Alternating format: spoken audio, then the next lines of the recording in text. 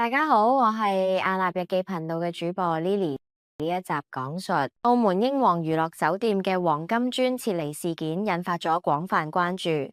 酒店內選嵌嘅78公斤黃金磚喺1月29日嘅夜間神秘消失，令到唔少網友揣測其背後嘅原因。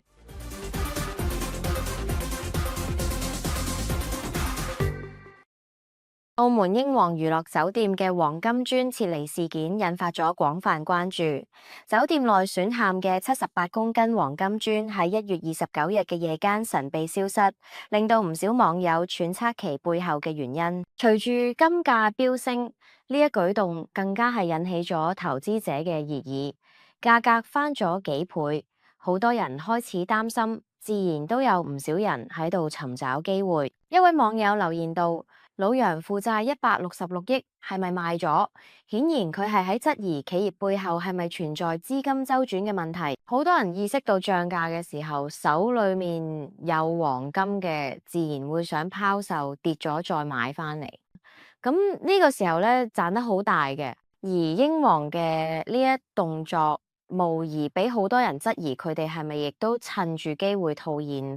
另一位網友質疑到：冇人會嫌錢多，實係收到消息之後會大跌，快手賣咗佢。呢句話暗示住英皇可能係有意喺市場嘅波動中進行資金嘅周轉同埋規劃。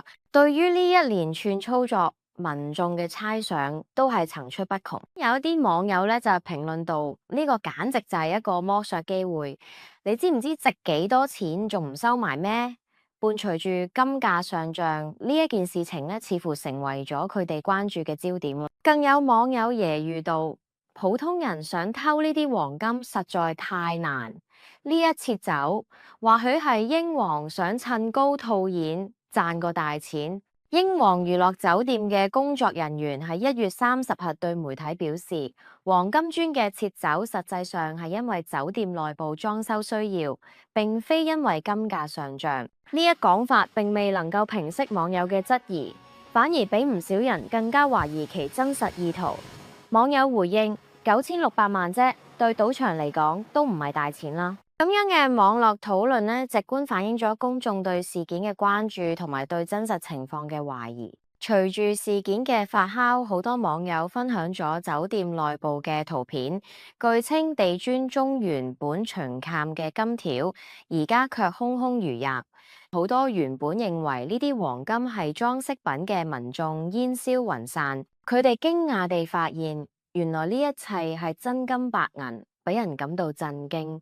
我一路以為係假嘅裝飾品，我係澳門人都唔知。一網友直言不諱。英皇娛樂嘅酒店自2006年開業，憑藉住其黃金大道而成名，吸引咗無數遊客。如今78公斤黃金嘅撤走，無疑對酒店嘅形象同業務有一定嘅影響。隨住中國國內金價超過人民幣1100蚊每克，呢78公斤黃金嘅價值超過8580萬蚊。呢個意味住此次事件嘅影響唔單止係業務上嘅，亦都引發咗資本市場嘅震盪。呢一事件令到好多網友對黃金價值嘅認知有所改變。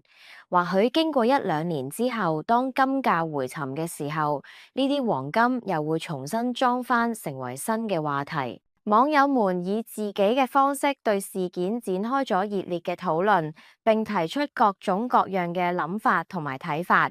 呢一現象亦都引起咗社會嘅普遍關注，顯示出金價波動對經濟同埋投資者心理嘅影響。